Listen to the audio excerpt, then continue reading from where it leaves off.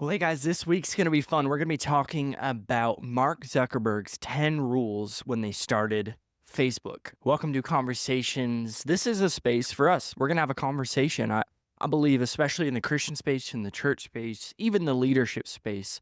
I don't know if we're having enough conversations. I think there's a lot of monologues, not a lot of dialogues. And my hope in this space is to create a space, anyways, for all of us to think through things, to grow, to honestly just create space for all of us to process things and to innovate and to move forward. So we're going to jump in.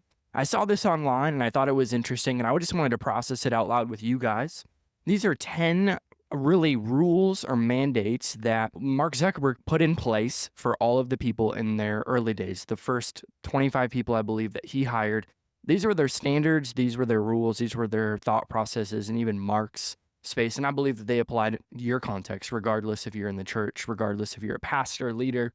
We are in Phoenix, Arizona. My wife and I, we moved here about a month ago to start a brand new church in Phoenix. On August 11th, we have a launch date. Some of our incredible friends are the lead pastors, Pastor Chris and Connor Moore. I'm super excited to jump into that. And if you guys can, make sure to be praying for us. Believe, man, the best is yet to come for the central Phoenix area. So much bigger than Valley Church, but it is fun for us to be able to do what we love, which is build the church. So we're going to start from 10 and go to 1. I know it's backwards, but I believe, again, going back to the rules, we're going to break them. So let's go. Number 10, focus on one goal. Mark's goals were to have 1 billion users. Every idea that they would bring to the table, every meeting, Mark would ask, does this help user growth or not? If it wasn't driving towards that goal, we didn't do it. You don't grow fast by doing many things, but by doing one thing extremely well. I love this thought so much. Let's focus on one thing. I think something especially, and again, I'm going to be talking a lot about the church space just because that's where I tend to spend most of my time. But you got to think about this. We really need to have one goal. And if you can't even win or achieve that one goal, why do we have 50 goals? And the reality is the second you start to diversify your goals instead of what we would call multiplication, so doubling down on the one specific thing, it tends to spread thin and your ideas or principles tend to be watered down. So Mark asking this question, hey, Mark, I have this great idea. Does this help user growth or not? That prompting right there, one points to the fact, man, they're on mission. And for us, you think about a church plant, you think about a church in general. Does this help the guest find a place on team or in a small group? That's a great question. Does this help the person take their next step to follow Jesus?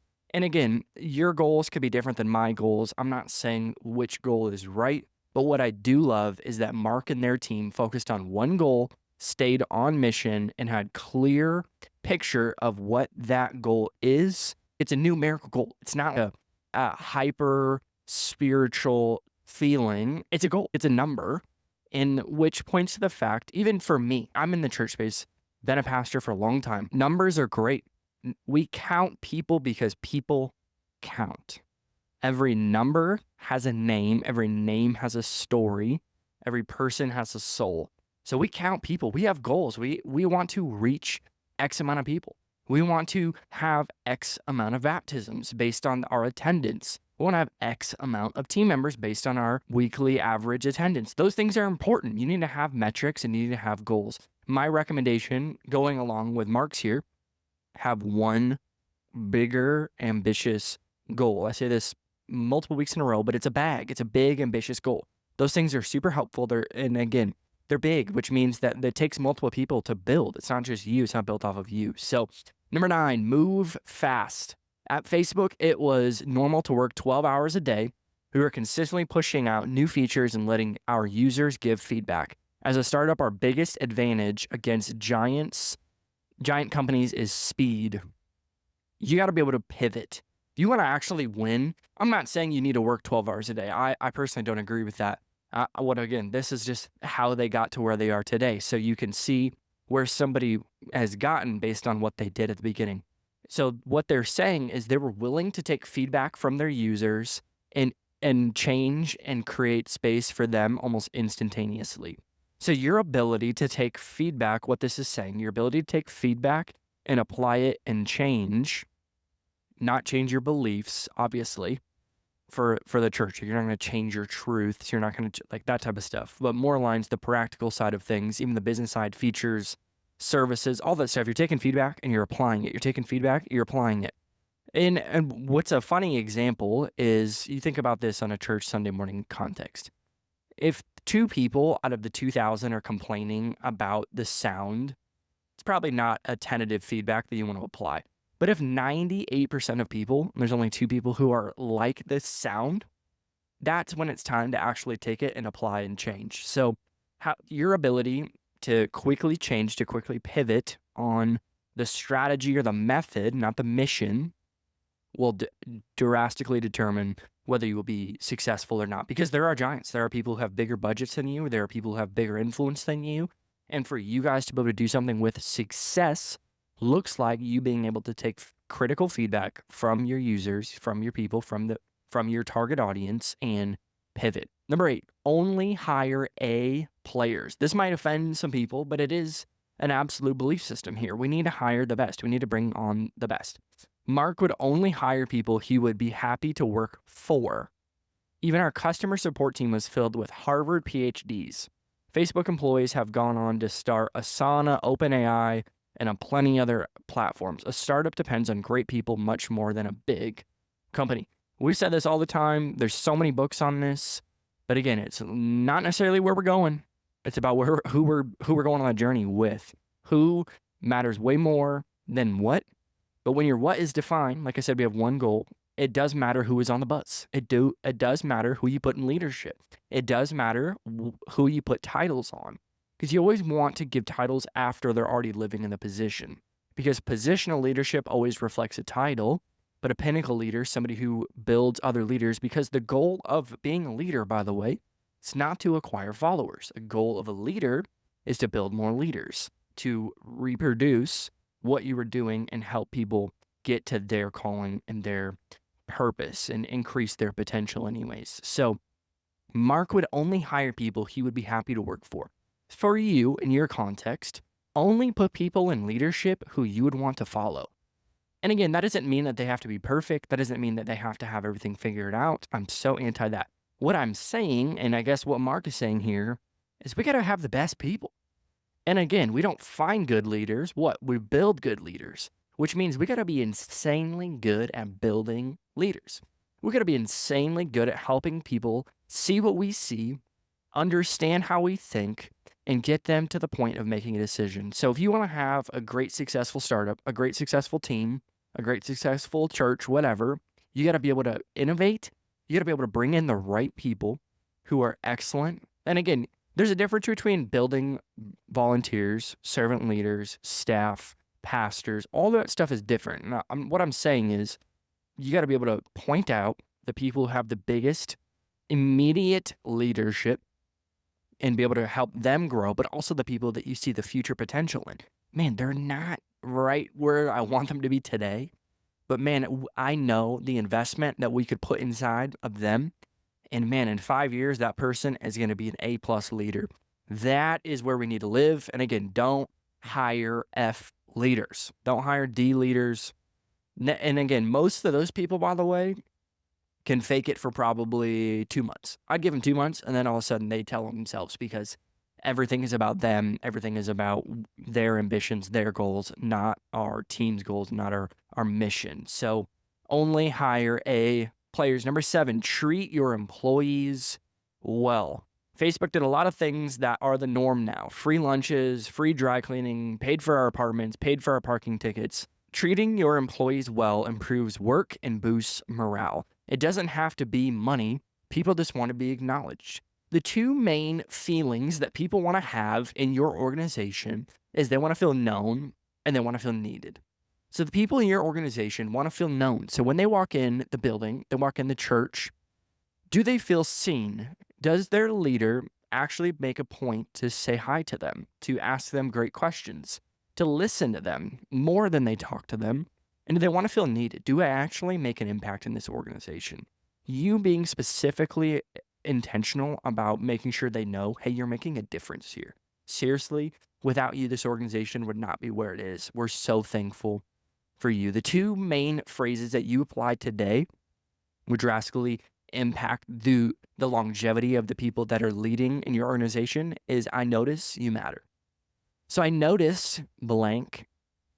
I noticed you doing this yesterday. I just want to say how appreciative I am of your excellent spirit. So I notice, and then you matter. Hey, you matter to me. Do you know you matter to this organization? Seriously, the impact you're making is so much bigger than you. I hope that you see that. You implement those two phrases, I guarantee you're going to have people who are more confident, more apt to go above and beyond in their excellence and crush their job. So you got to treat your employees well. Sure, have free lunch, pay for their dry cleaning, do parking, all that type of stuff. All that stuff is great, but that's a byproduct of having a clean heart and a pure heart, pure motives. Pure hearted, by the way, you'll never have to struggle in a room, leading people if you're secure. A great leader is a secure leader. It's saying, hey, I'm okay with who I am and who I'm designed to be. That means you actually have permission in this room to be who you are created to be. So security, comfort, saying I notice you matter, all those type of things are going to create employees who want to build something with you, not for you. Number 6, scratch your own itch. I use Facebook to connect with friends, which meant if I saw something wrong, I could fix it myself. Most people start businesses in categories they don't have an interest in. Build selfishly, share selfishly. So in this space, Mark created an app for him to connect with friends. What a great idea. The biggest problems or the biggest gaps in our lives potentially could be opportunities for us to solve a macro problem. The thing is, like he said in here, most people start businesses in categories they don't have an interest in. Most people serve in church, by the way, in areas that they're not even interested in. That's okay, by the way. Our responsibility is to push for the kingdom of God, have people come to our church, get saved, set free. So there are going to be times where you're not going to be serving in a role that you're super passionate about, but it is my responsibility as a leader, as a pastor, even in the business space as a business leader, for me to be able to listen to what people are passionate about and help them find the right seat on the bus. Again, you got to have the right people on the bus, but then once they're on the bus, you got to make sure they're in the right seat. So you got to build selfishly, share selfishly. Man, think about this in the church context. I want a church that I would want to go to. Like, I want to build a church that if I wasn't a pastor, I would go to this church and go, man, I love this church. I could worship here. I could learn from the pastor. And those are things, again, if you're even serving in a team context, man, I would go to this church. If I wasn't serving on this team, if I wasn't doing anything, or hey, I would attend this business. Like I would go to this restaurant even though I don't work there. Those are the moments where you can tell, by the way, you are actually walking in the grace that you're supposed to be living in because you're scratching your own itch, like the point said. He used Facebook to connect with friends, which means, by the way, that he's using the product. A lot of people attending church are not, a lot of people who are building the church are not actually attending church. They're just there. They're not present. It's a job to them, not a calling. So they're not scratching their own itch. We got to make sure that we're in it, not just around it. Number 5, pay attention to details. I remember Mark sent me an email at 3 a.m. telling me that I missed a period in one of our documents, a period. Mark set a standard of excellence for the rest of the team. It was challenging, but also super rewarding. So I might not be sending emails at 3 a.m., but what I am doing is I'm looking for the details. You want to know you're a person of excellence? Excellence speaks. Excellence speaks because excellence says, I see the details that other people don't see. Your business, the reason why your business is going to succeed is because you see the details that your other business competitors don't see. You see the details. Mark Zuckerberg emailing this guy at 3 a.m. because he missed one period in a document says that period matters. And again, the details always reflect our intentionality, and our intentionality always reflects our heart and our mindset towards what we're building. So you're trying to build something excellent. That means we got to care about the details. For them, it was in their documents and there's a missed period. But what it said here, Mark set the standard. You as a leader, by the way, you are setting the standard of excellence in your organization. You're saying, man, I'm all about excellence. But somehow your car is always dirty and you don't show up on time. But you're the leader, so you can do that. That's wrong. That's a wrong mindset. That's not actually a leader, by the way. That's a manager. A leader says, I want people to show up on time. I want to show up early. Your call time as a church is 9 a.m. for team. You and your peers, your leaders, should be there at 8:30. You're always before, because you're not showing up when other people are showing up. You're going above and beyond. You're going to be there. You're going to be ready to go. Your attitude's going to be aligned with what we're doing that day. So you're early. You're setting the standard of excellence. There's a piece of garbage on the ground. I'm picking it up. The service flow is not on point. I'm going to speak to it. Because why? I care about the details. But again, I don't care about details that aren't attached to a person. Just as much in business, if it doesn't reflect your goals, you shouldn't spend energy and time on it. But if it does reflect your goals and what you guys are all aligned on, that's where we spend our time. Because you could spend your time 80 hours a week caring about things that don't affect anything you're trying to build. That's not good. That's not good energy management. We need to be focused on the things that we're all aligned on. Give ownership to the team. Surprisingly, Mark wasn't super involved in day-to-day operations. He coded some of the time, but mostly he was focused on the macro vision. He was great about giving people a goal, some boundaries, and coaching them from the sidelines. You want to be a great leader. You want to be a great boss. You want to create an insane, awesome organization. Get out of people's way. Please get out of the way. We tend to have savior complexes as leaders. And again, I've struggled with this as well. But again, you don't have to be involved in all of the details. And again, I just said excellence sees the details, but a leader replicates itself through other people. So other people see the details that you once saw because now you're focusing on something else. That is a great leader.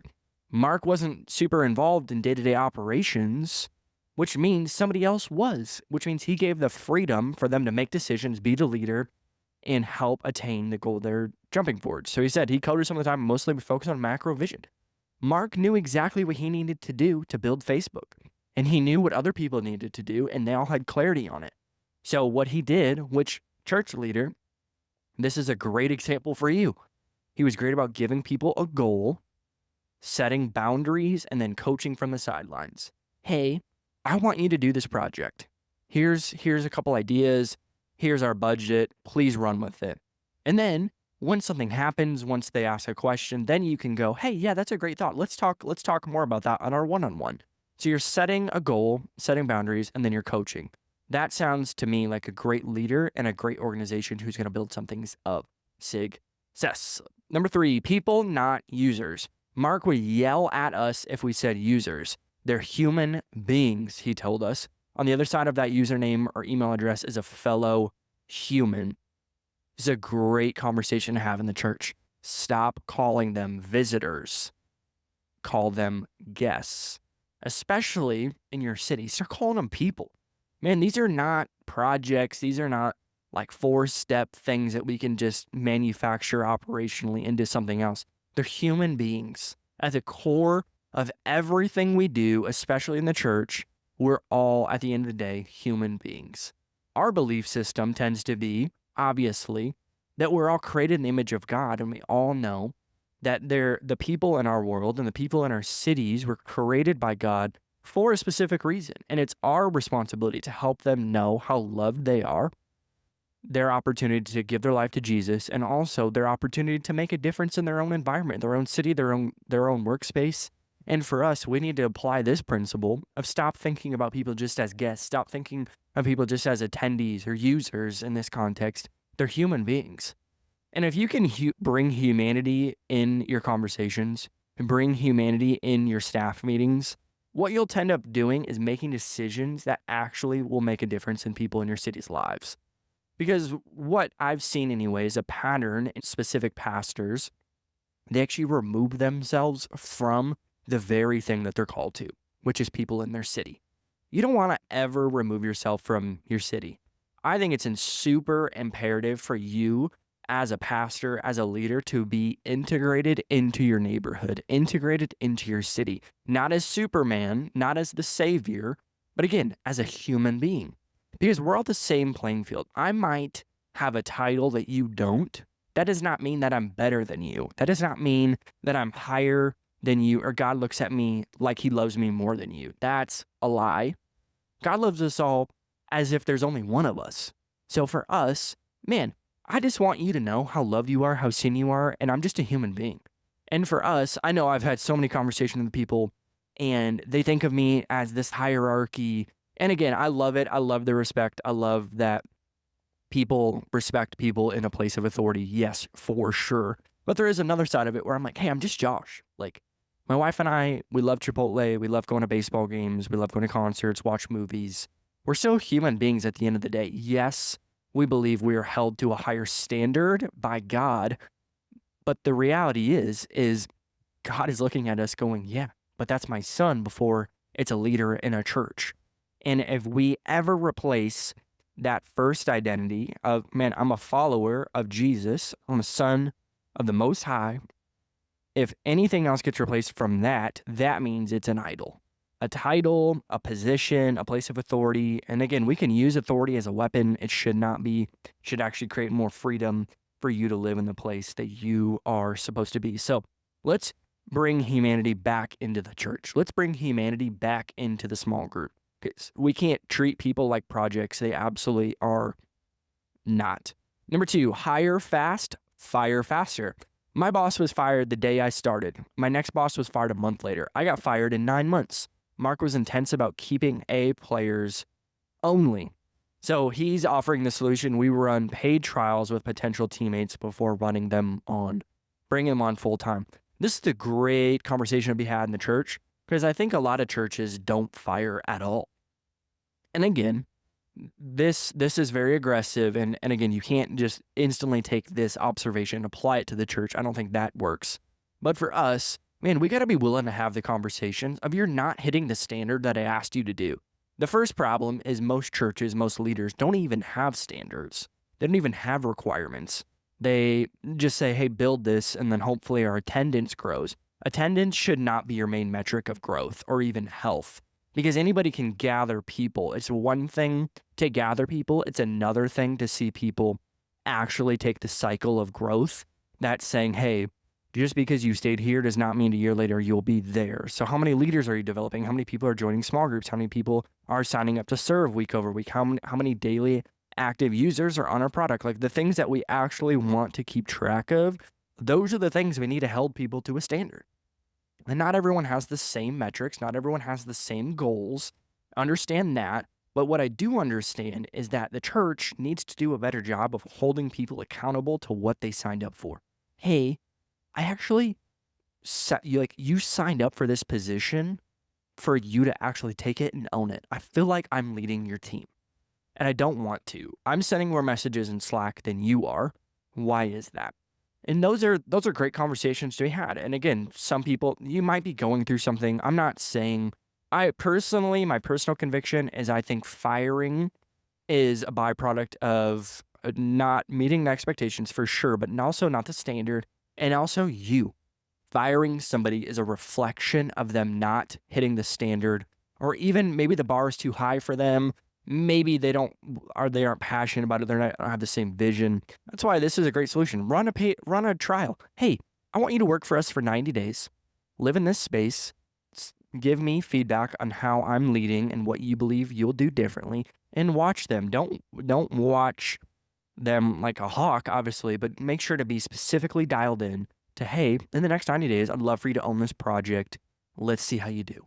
That's not a bad idea, especially in the church space. Give them opportunity to lead, to run, to do what they do, but also understand that, hey, it might just not be the best fit for you. That's okay. Because going from a volunteer to a staff member is drastically different in the church. People think, one, that's going to solve their problems. It's not. Most full-time positions in the church can be done by a volunteer, in my personal opinion. But yeah, you got to be able to hire fast. Hey, how quickly can you start? And again, you're getting A talent, you're getting the best of the best. Most people, by the way, that you should be hiring should be taking pay cuts because they're already executives, they're already dominating in their space. They're passionate about the church and they're saying, I'm willing to take a pay cut to be able to build the church with you. And again, you got to be able to have that conversation. Confrontation has an expiration. And in my opinion, it's 24 hours. You got to have that phone call. You got to have the in-person thing. Hey, you're not hitting the standard.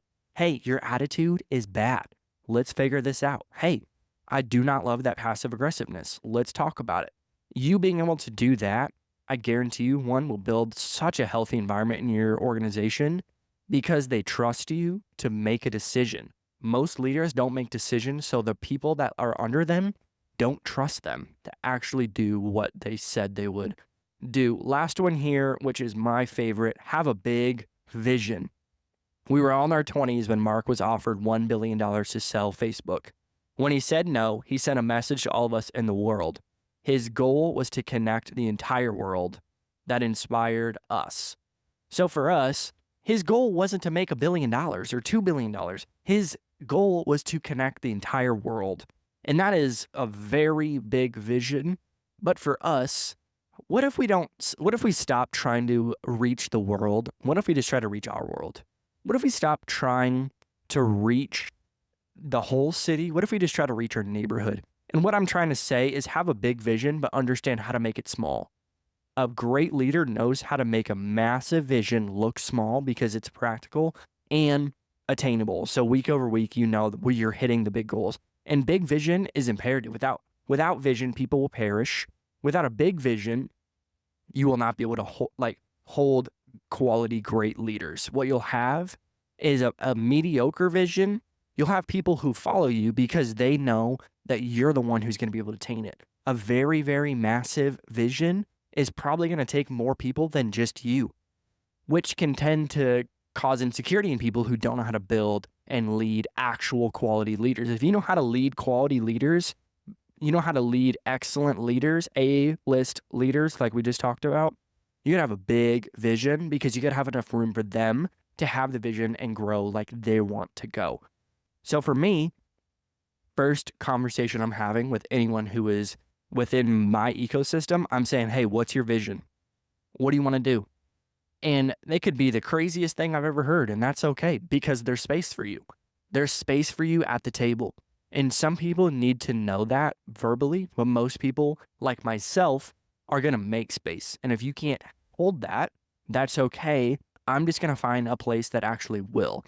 And that's not egotistical. That's me being self-aware that say, I have a big vision. My wife and I have a big vision. And for us to be able to do what we know God has called us to do, takes a confident, secure leader to go, great, let's do it together. And here's how we're going to do it. So a great leader makes a big vision look small. I'm going to run through these again. Thank you so much for listening to this, by the way. It's been so much fun. Number 10, focus on one goal. Number 9, move fast. Number 8, only hire A players. Number 7, treat your employees well. Number 6, scratch your own itch. Number 5, pay attention to details. Number 4, give attention. Number 4, give ownership to the team.